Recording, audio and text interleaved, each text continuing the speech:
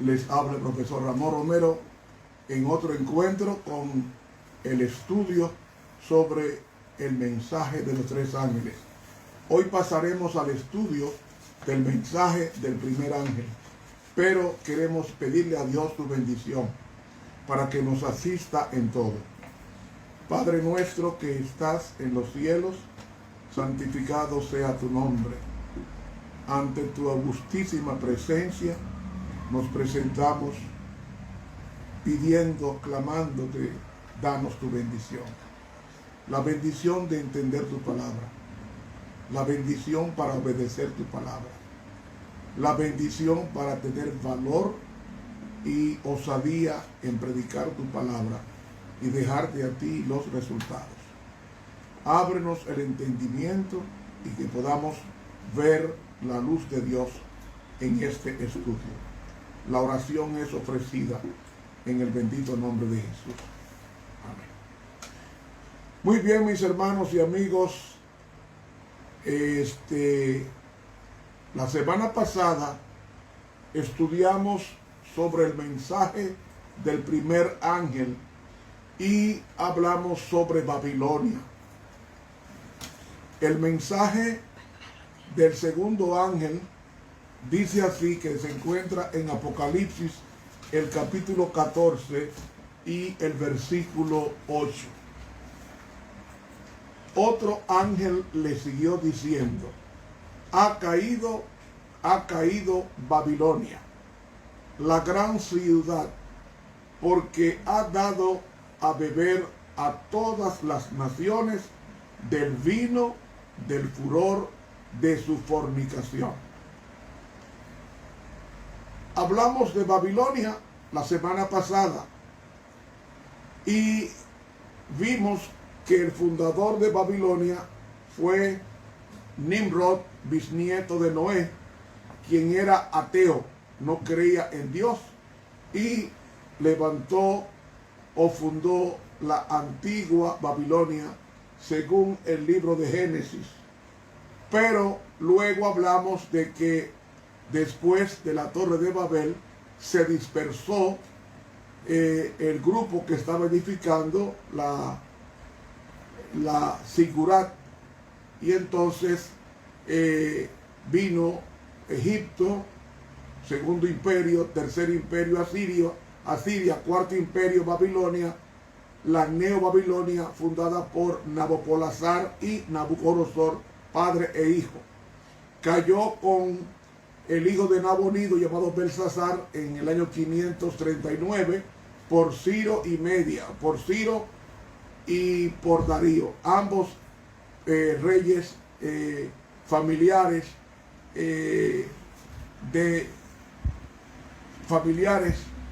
y tomaron la ciudad conforme a la profecía de Daniel, el capítulo 5 y el capítulo 2.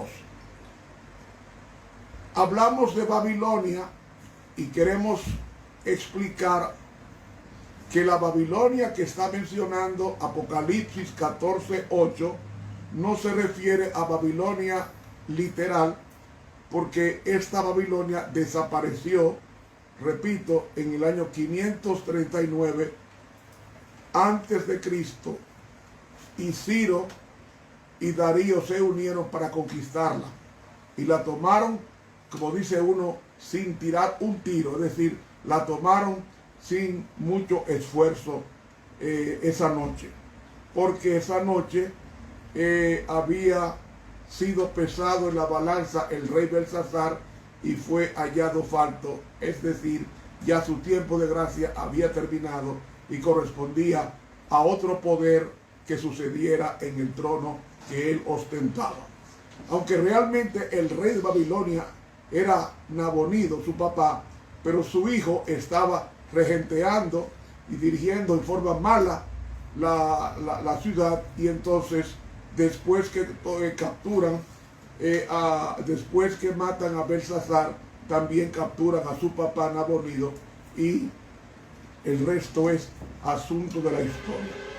La Babilonia que está hablando no existía en los días que Juan escribió Apocalipsis 14, porque Apocalipsis 14 fue escrito entre el año 96 y el año 98, cuando Juan fue desterrado a una isla pequeña del mar Egeo, cerca de Grecia, y allí era un lugar donde se desterraba, era un lugar, una mina de canteras, de piedras marbóleas, y allí desterraban a los condenados para purgar sus fechorías.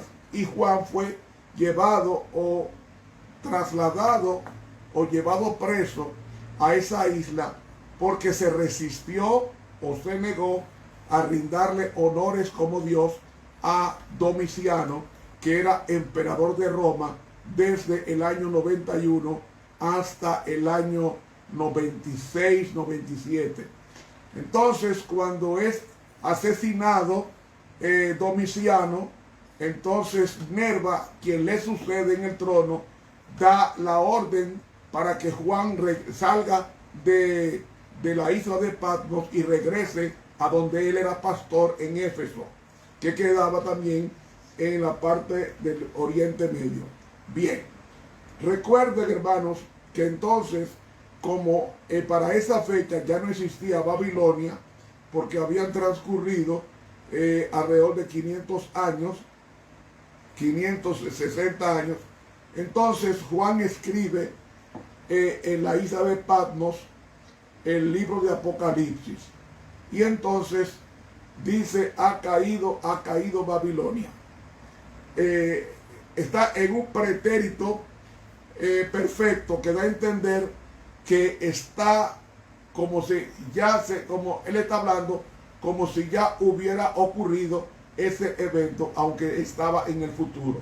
Es lo que llamamos en el griego el famoso aoristo, el pretérito perfecto, porque Babilonia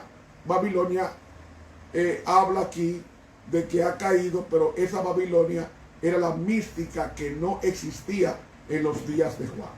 Entonces, esa Babilonia mística se conformaría por tres poderes, y vamos a probarlo bíblicamente, y después invocaremos algunas citas del espíritu de la profecía.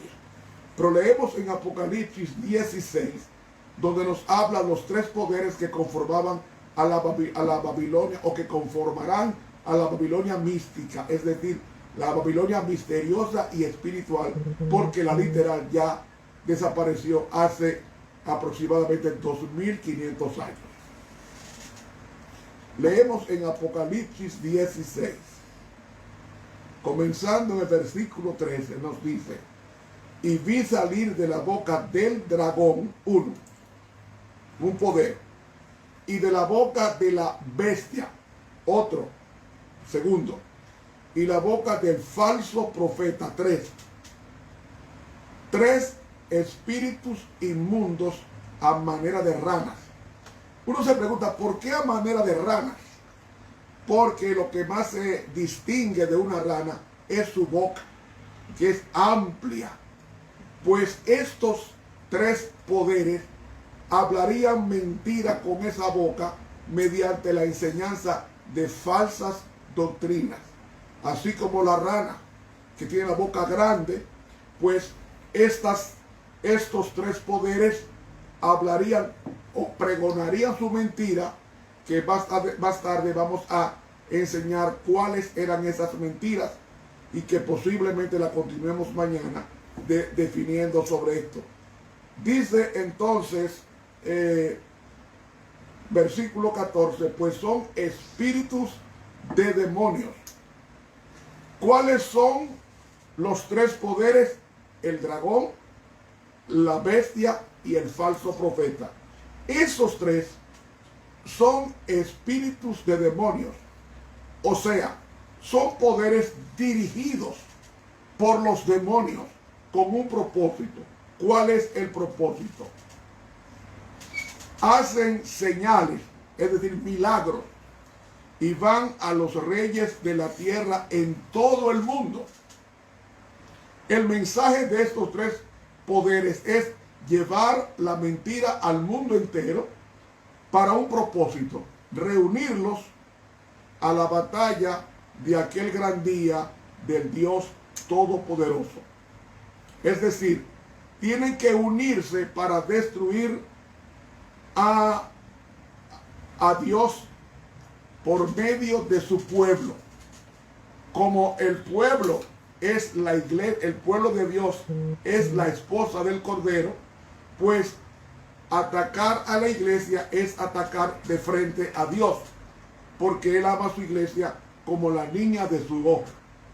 Entonces dice el versículo 19, y la gran ciudad fue dividida en tres partes. ¿Ves?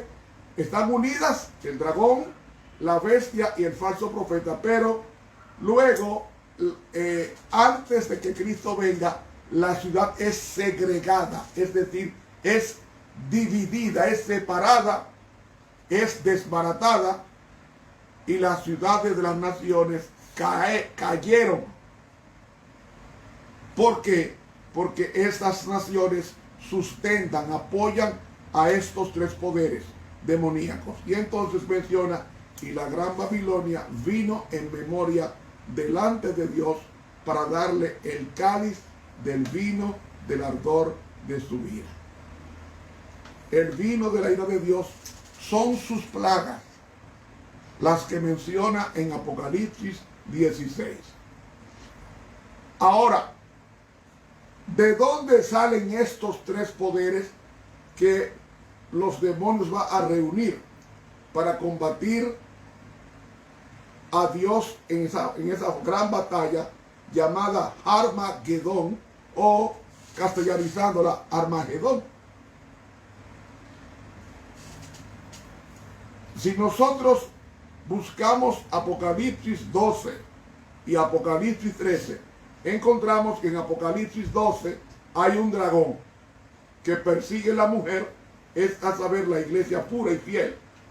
En el capítulo 13 hay dos bestias que realmente no son bestias. La traducción no es correcta, porque en el griego la palabra que usa para bestia es serión, y serión no es bestia, sino una fiera o una bestia sanguinaria. Pero no, bestia es una vaca, bestia es un buey. Pero la bestia que está usando en el término griego Juan es la palabra fiera, es la correcta traducción. O sea, son dos fieras. Dos fieras. ¿Cómo qué? ¿Qué es una fiera? El león es una fiera, porque tiene esa fiereza, ese afán de destruir, de devorar.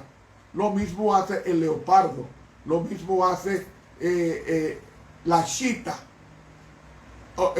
lo mismo hace el puma. Son fieras. Es la palabra correcta para estos animales, es la palabra ferío.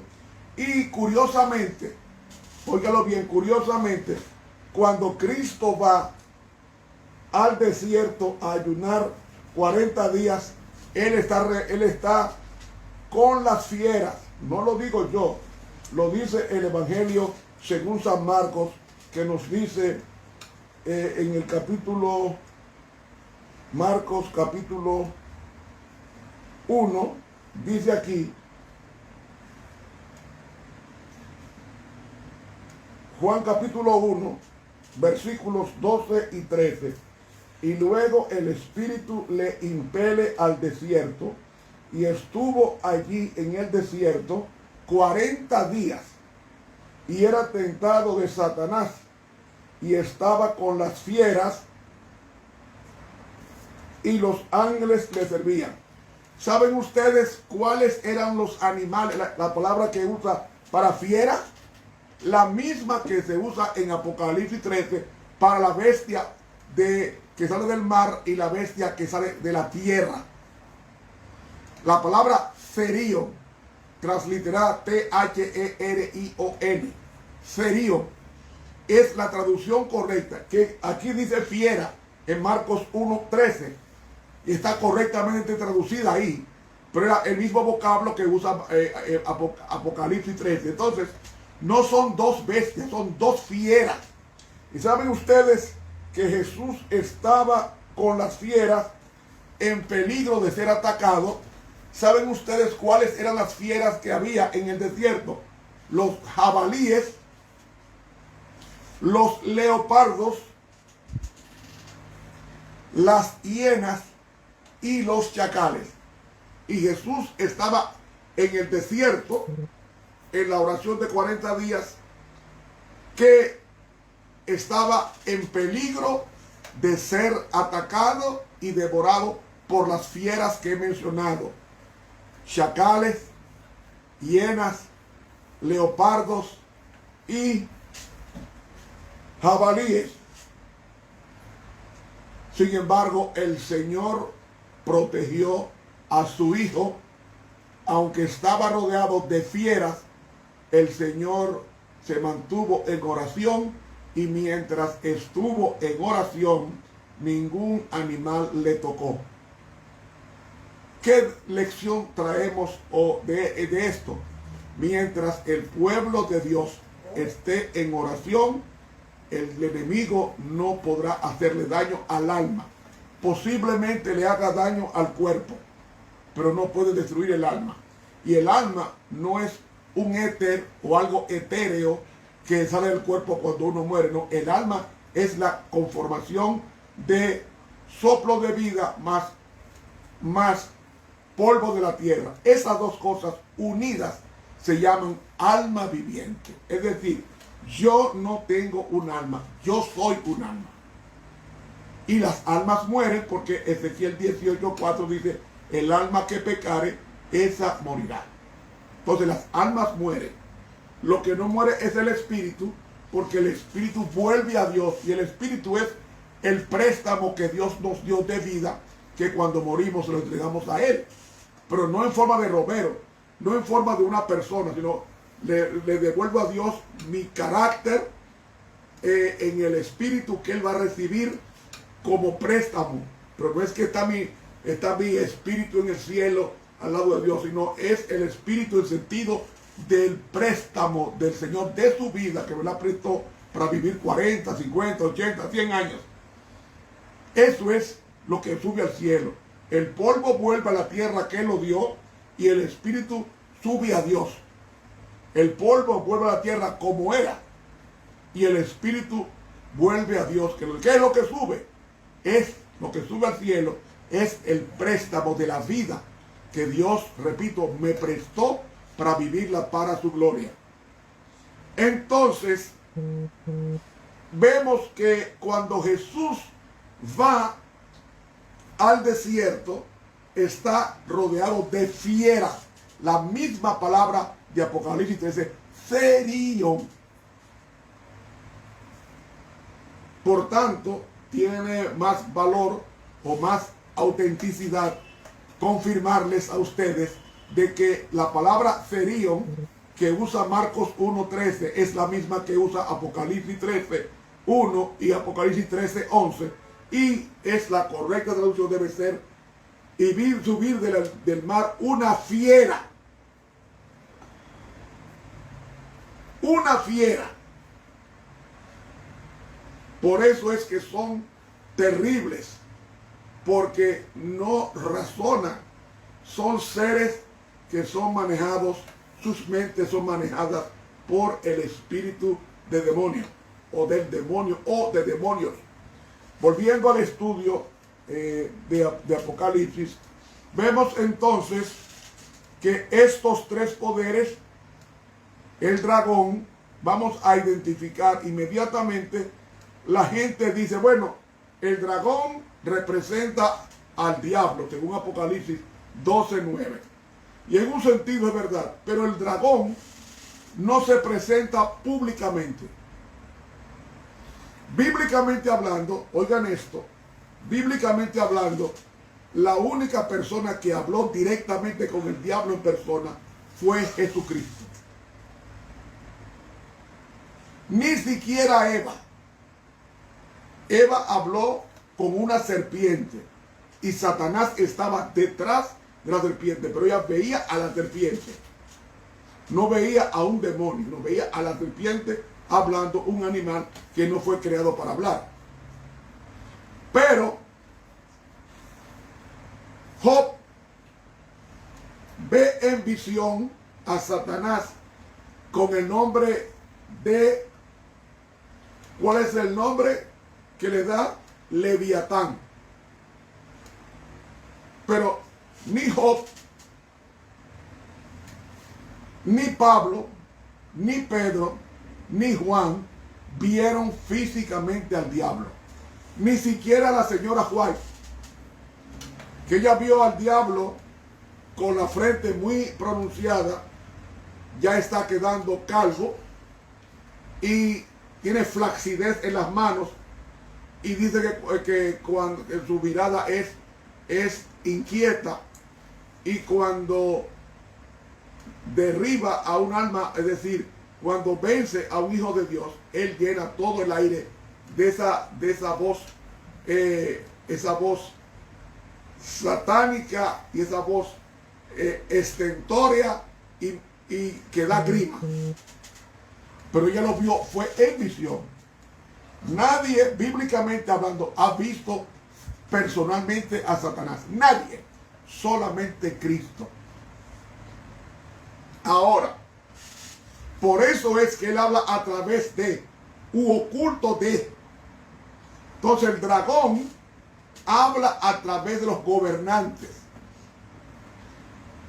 Quiero decir esto.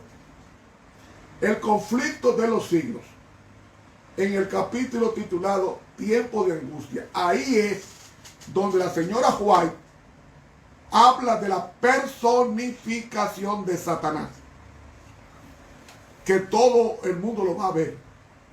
Pero ya habrá, ella lo ubica cuando termina la gracia, no antes. Léalo. En el tiempo de angustia es cuando Satanás se hace pasar por el Cristo y se humana. Y el criterio que tengo en mis humildes investigaciones es que así como el pecado, voy a poner entre comillas, obligó al cielo a que Cristo se humanara, viniera como humano a la tierra, siendo Dios en el cielo, así como la condición del hombre, entre comillas, repito, obligó al cielo a enviar a su Hijo de carne y hueso para morir por nosotros y retener a Jesús para siempre, nuestra humanidad. Es decir, su humanidad la llevará por los siglos sin fin, así como eso pasó con Cristo, eso mismo va a pasar con Satanás. En el tiempo de angustia, Satanás se va a humanar y no va a perder y no va a ser invisible como lo es hasta ahora. Porque la hermana White, en el conflicto de los siglos, en el capítulo titulado Tiempo de Angustia, es cuando ella dice que Satanás se personifica. Llama el drama. Y aquí voy a tomar dos líneas, o breves líneas. Aquí está el conflicto de los siglos. En el capítulo titulado El deseado.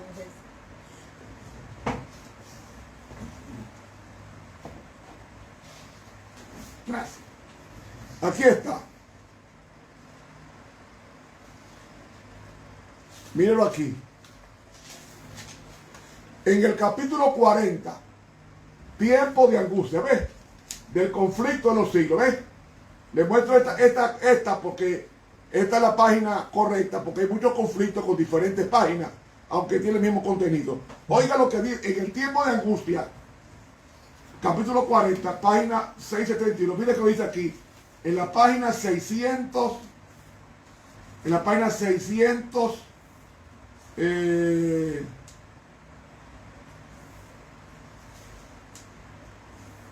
déjenme ver. La página 682.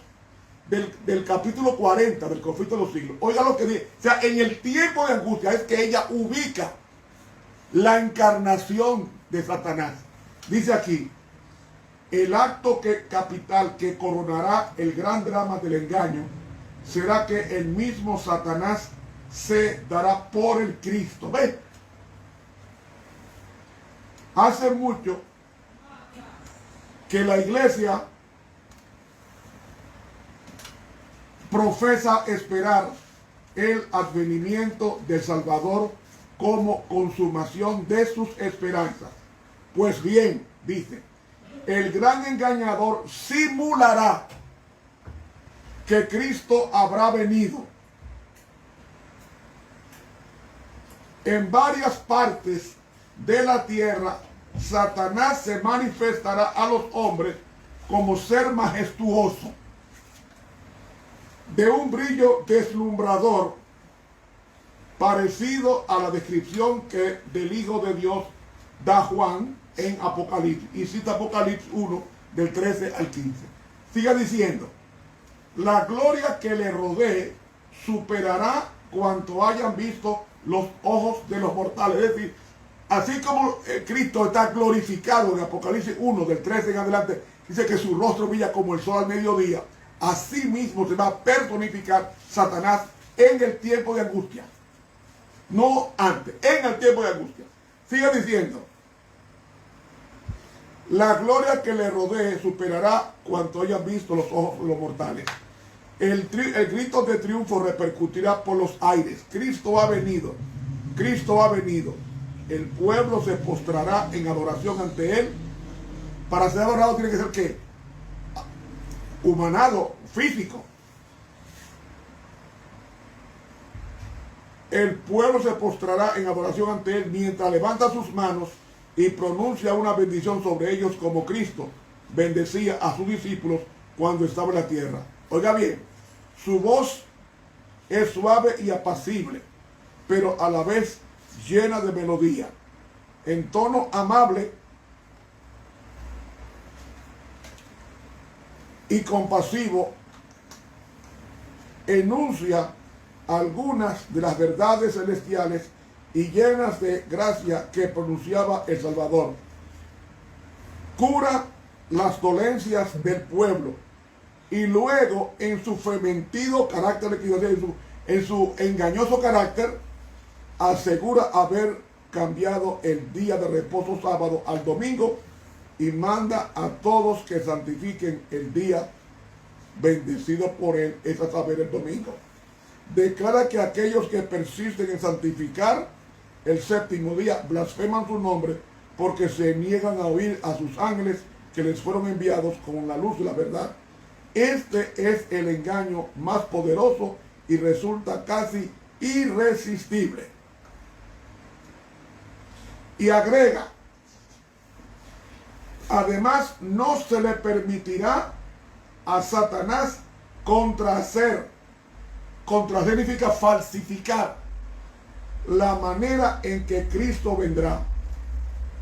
¿Por qué? Porque Cristo vendrá del cielo y no va a tocar la tierra, va a quedar en el aire. Pero Satanás caminará por las calles humanado. Y eso es tan cierto que cuando usted lee la desolación de la tierra, el milenio, usted va a ver que Satanás andará en el planeta. En vez de volar, va a andar el planeta y va a sufrir mucho en el milenio.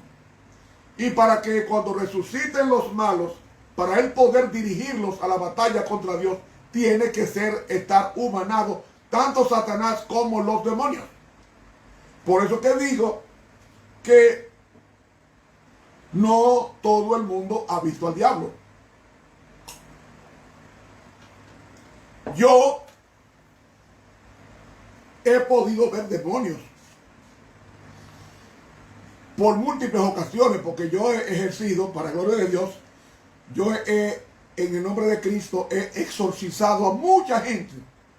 Mucha gente, en el nombre de Cristo, he sacado muchos demonios, en el nombre de Cristo. No en mi poder, no en el poder de Cristo. He sacado múltiples demonios, pero también he visto ángeles del cielo que me han visitado, han estado sentados a mi lado, en mi cabecera, han estado sentados, bueno, mi esposa también los ha visto en la casa, lo hemos sentido, hemos visto su luz. A veces el cuarto mío, no digo esto para que me crean un santo, digo esto para mostrar lo que es el poder de Dios. Yo soy un hombre, el peor pecador de todos, pero Dios en su misericordia me ha hecho este privilegio de poder sentir su presencia a través de sus ángeles, y he podido ver mi cuarto en más de una ocasión llenarse de luz. Allá en mi oficina hubo una empleada que vio mi cuarto, mi oficina llena de luz, y que salía, y bueno, pero esos son misterios del Señor para un pecador como yo, que no merezco ni siquiera su presencia. Pero lo digo porque eso me ha pasado, tanto aquí en mi casa como en la iglesia, y también me ha pasado en el trabajo. Y me ha pasado en el avión cuando voy de viaje, y me ha pasado en otras iglesias en Estados Unidos, donde me ha tocado dar campañas evangelísticas. Y así, pues, yo puedo dar testimonio, dar fe, credo o credibilidad de que los demonios son seres reales. Pero él siempre actúa detrás de un tercero. Porque Satanás se camufla. Porque el malo es así. El sincero, el veraz, habla de frente. Pero el enemigo se oculta. En Eva se ocultó a través de la serpiente. En Job se ocultó a través del Leviatán. Y estaba oculto en los tres amigos que fueron a acusar a Dios, a Job. Detrás de ellos estaba Satanás.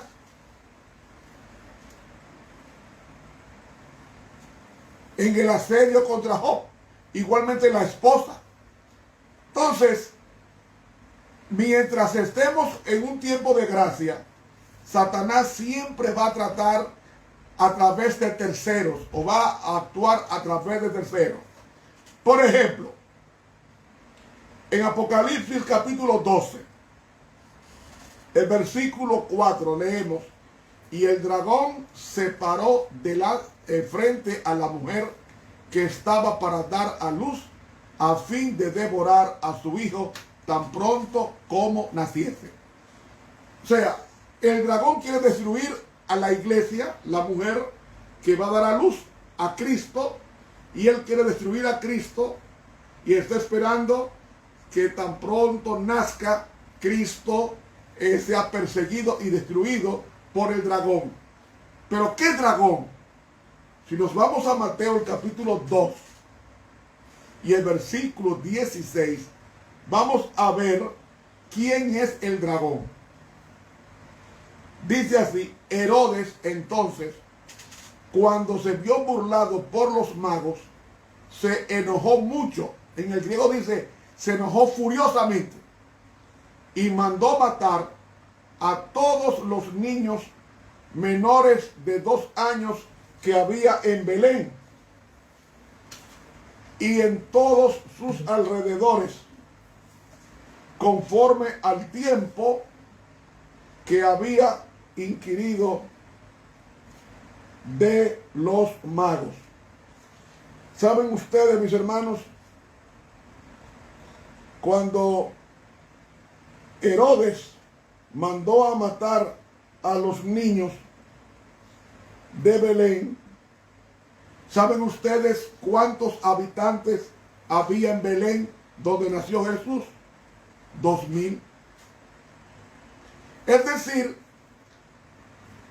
si la población en los días que nació Cristo en Belén era de 2000 habitantes, yo calculo 2000 habitantes, hombres y mujeres y niños, pues yo calculo que había algunos 300 niños o 200, porque había hembras y varones. Entonces Herodes mandó a matar alrededor de 200 niños de Belén, porque repito, en Belén la población que había en los días de Cristo, del nacimiento, era 2000 habitantes.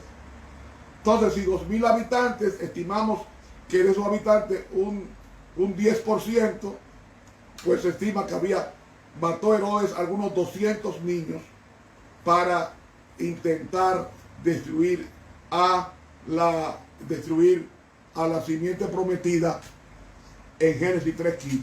Entonces, ¿cómo fue que el dragón habló? A través de un gobernante, siervo de Satanás, llamado Herodes. Hubo varios Herodes. Este Herodes fue Herodes el Grande. Pues Herodes el Grande mandó a matar a los niños menores de 2 años que había en Belén. Entonces, se reduce el círculo a menos de 200, porque de 2 años para abajo me da a entender entonces que serían algunos 100 muchachitos que él mató.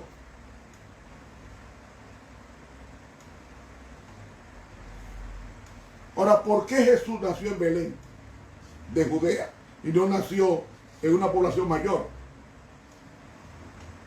Porque Dios le gusta lo pequeño. Lo pequeño. Mas tú, Belén, pequeña para ser contada, de ti saldrá el libertador, dice Miqueas 5:2. Cristo era tan humilde, que nació en un lugar que nadie había nacido. Nació en un pesebre. ¿Sabes lo que es un pesebre? Un pesebre es un cajón lleno de paja para que los bueyes coman. Nadie había nacido en un pesebre.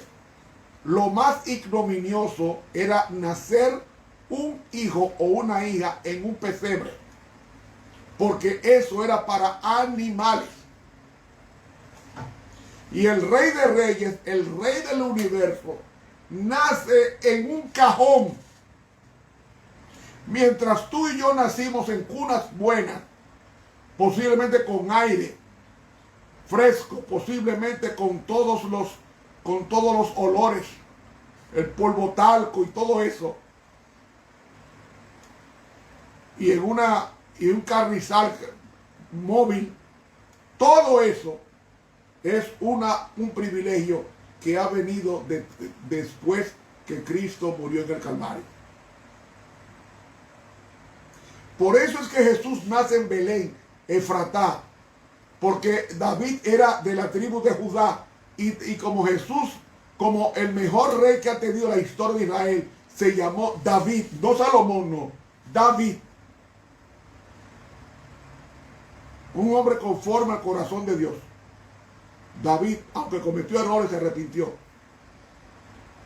Y el reino mesiánico tenía que venir de Judá, porque la tribu de Judá era la tribu que daba a los reyes. Y en la Santa Ciudad, cuando se nos presenten las 12 puertas con los nombres de cada tribu afuera, por la puerta que va a entrar Jesús, es por la tribu de Judá, que es la tribu de los reyes. De los reyes. Ahora, ¿de dónde era Melquisedec? No era de la tribu de Leví. Melquisedec era de rey de Salem o de Jerusalén, de Judá. Entonces, el sacerdote supremo llamado Melquisedec era sacerdote de Judá o de Salem. El rey David era rey de Salem o Jerusalén e Israel. Entonces, Jesús, según el orden de Melquisedec, tendría que nacer de la tribu de Judá, porque la tribu de Judá vendría el rey prometido al antiguo Israel, y vendría también el juez, y también vendría el sacerdocio. ¿Por qué? Porque el sacerdocio levítico caducó cuando Cristo murió el viernes a las 3 de la tarde. Ahí termina el sacerdocio levítico ante Dios. Pues ya Cristo es la ofrenda ofrecida en el Calvario. Y ya el sacerdocio arónico o levítico ya para Dios es sustituido por el sacerdocio según el orden de Melquisedec del rey de Salem, que ahí sería Jesucristo, el rey de la Nueva Jerusalén. Y también por eso es que podemos en consecuencia ver que ese Jesucristo, rey de Jerusalén, va a ser combatido por los tres poderes que he hablado hace un tiempito, llamado el dragón, la bestia y el falso profeta. Por eso vemos cómo Satanás habló a través de una serpiente en el jardín del Edén y habla hoy a través de los gobernantes que le sirven.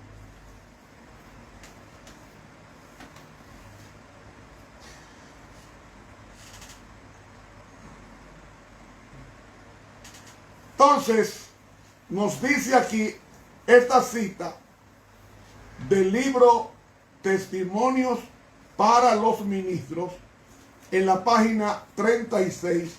Oiga lo que dice la sierva del Señor con relación al dragón.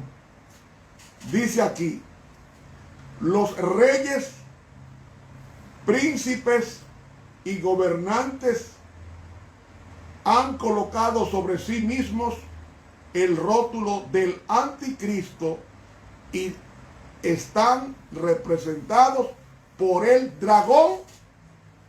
Oh, lo voy a leer otra vez.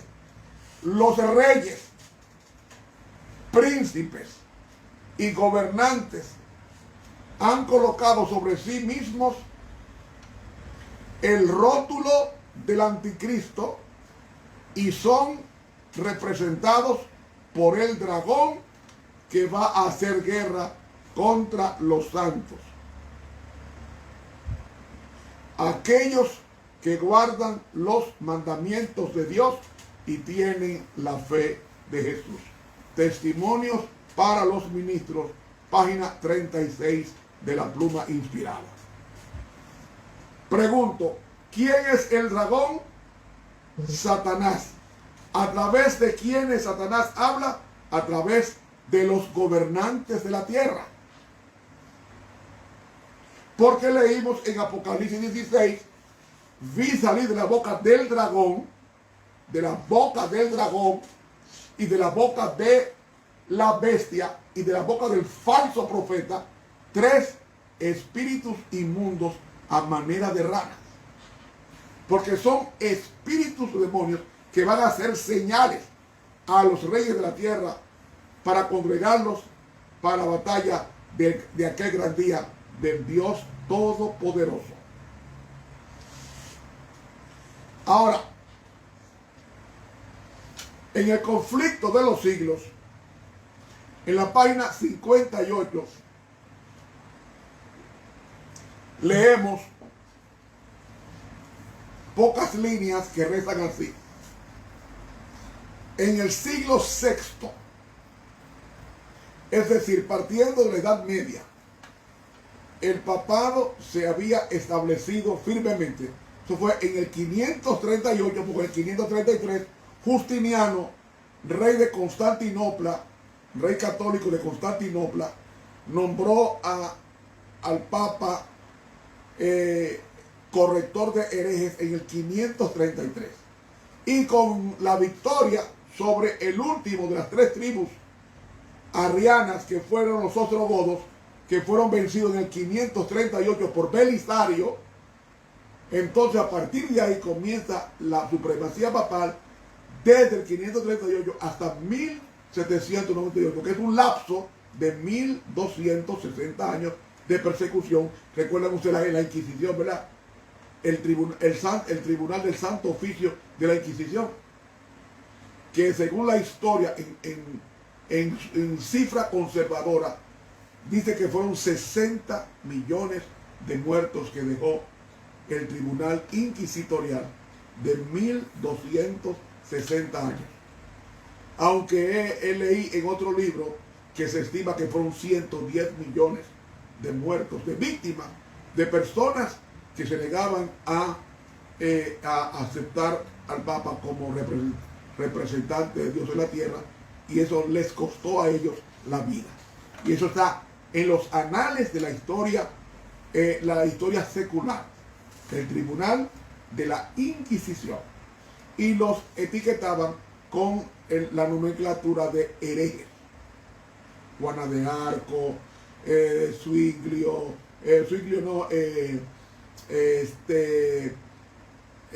Juan Hos, Jerónimo, y una retahíla de hombres de Dios que dieron sus vidas por el Señor, por un mensaje cardinal, eficaz y poderoso. Entonces, mientras que en Apocalipsis 13, mi amigo y hermano, nos habla de una triple coalición como el dragón, la bestia del mar y la bestia de la tierra, porque en Apocalipsis 13 nos dice uno de los versículos más tenebrosos que tiene Apocalipsis. Y digo tenebroso porque ustedes van a saber por qué. Coja conmigo Apocalipsis capítulo 13 y lea el versículo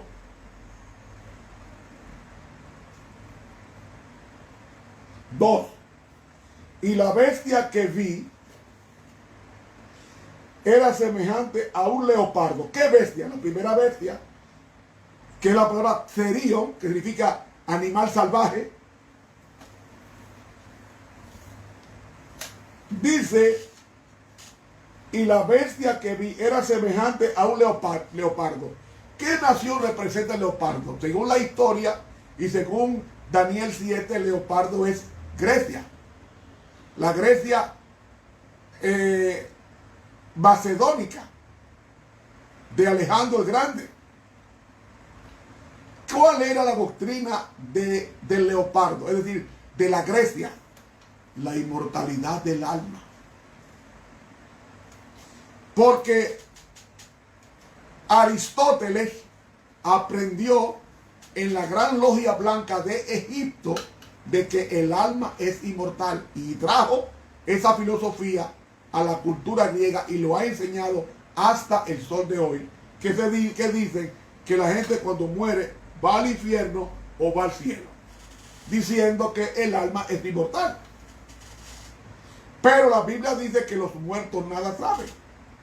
Entonces, si la Biblia dice que los muertos nada saben, contradecir la Biblia es ponerse en el lugar del Dios que inspiró la Biblia, porque lo está corrigiendo.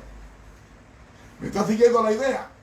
Entonces dice aquí que esta bestia, o sea, esta fiera, la primera fiera de Apocalipsis 13, dice que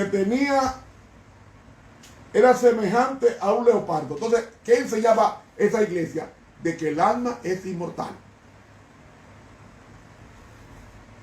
¿Cómo se enseña que el alma es inmortal? A través de la doctrina de que cuando una persona muere, si es buena va al cielo y si es mala va al infierno.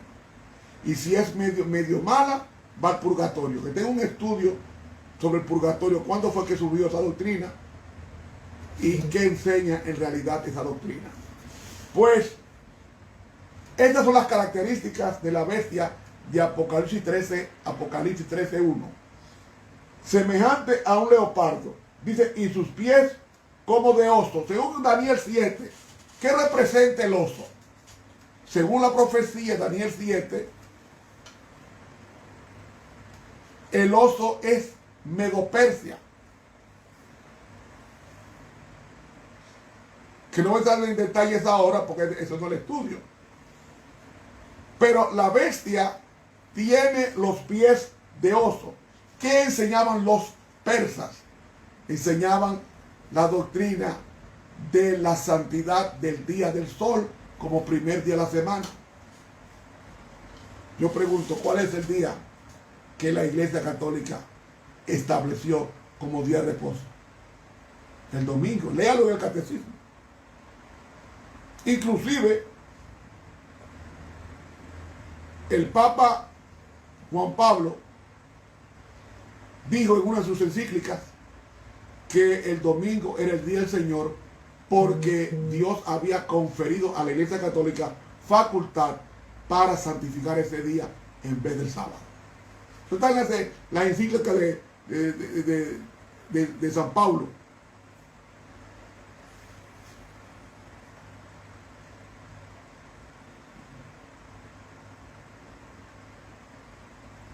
Pero no solamente eso, Juan Pablo II. Entonces, otra, y dice, y su boca como boca de león.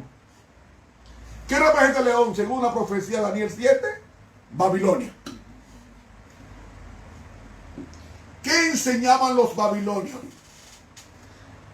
Enseñaban la idolatría. Entonces, la primera bestia de Apocalipsis 13, que va a reunir al mundo entero para la guerra contra el Cordero, a través de una persecución mundial al pueblo de Dios que guarda el sábado, vemos la característica de león de la idolatría. Yo hago una pregunta. ¿Están plagadas de imágenes de yeso, de escultura y de fresco de personas santas, entre comillas? Sí. La Iglesia Católica está llena de imágenes como Babilonia. Adora al Dios Sol el domingo, primer día de la semana, y enseña de que el alma es inmortal. Ve, tienen las tres cosas tomadas prestadas de tres reinos. El león, que es Babilonia, que se llama Babilonia, la idolatría. Tiene la forma de un leopardo que se llaman, que representa a Grecia, que se llaman los griegos. Los griegos enseñaban de que el alma es inmortal. Y tenía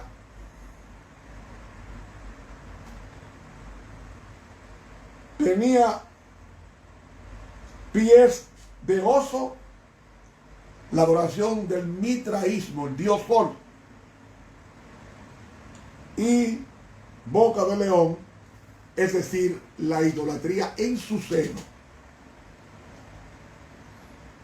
Si usted fuera al Vaticano, encontraría una estatua negra del apóstol Pedro, donde sus pies están gastados de los millones de católicos que han ido a besar los pies a una estatua.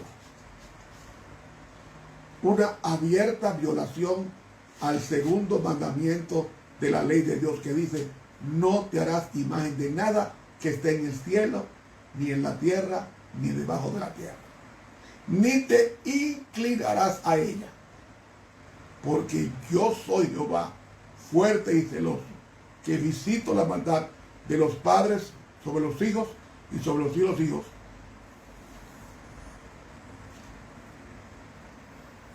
sobre los nietos, bisnietos y tataranietos, dice el que tiene misericordia, hasta la cuarta generación. Hermanos, esa es la bestia de Apocalipsis. Donde yo digo que es el versículo más siniestro que yo he leído de Apocalipsis, porque dice: y el dragón le dio su poder. ¿A qué bestia? A la bestia de Apocalipsis 13:1. Le dio su poder, su trono y grande autoridad. ¿Dónde está el trono del diablo? Apocalipsis lo dice, que el dragón, que es Satanás, le entregó a la bestia de Apocalipsis 13, le entregó su trono. Ven, tú eres mi hijo, mi representante, gobierna sobre las naciones. Y para que nadie se llene de celo contra ti, te voy a poner un nombre, un disfrazado nombre. Te voy a llamar Babilonia. Babilonia. Y toda persona adventista debe entender que la misión de los adventistas del séptimo día no es provocar a las autoridades, pero nunca callar la verdad cardinal, porque este mundo no ha sido destruido, porque Dios está deteniendo los vientos hasta que este pueblo predique y concluya el mensaje de los tres ángeles.